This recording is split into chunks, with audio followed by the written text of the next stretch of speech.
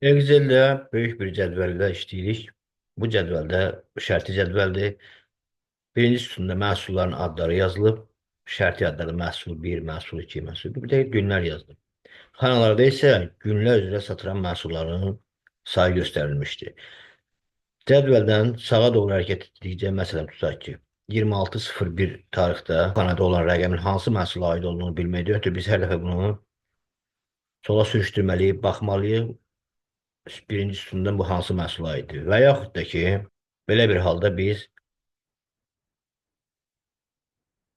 sütunu dondura bilərik və beləliklə çox rahatlıqla bu məhsulun hansı aya, hansı məhsula aid olduğunu bu məlumatı əldə edə bilərik.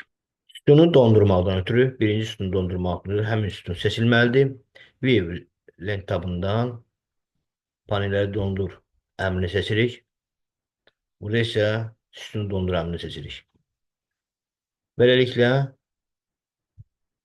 sütun donduruldu və biz istədiyimiz vaxt cədvəli sağa doğru sürüşdürdükcə sütun olduğu kimi qalır. Eynilə də biz sətri dondura bilərik və sətri dondurma əmrini seçirik. Sətirlər aşağı sürüşdürdükcə başlıq sətri olduğu kimi qalır.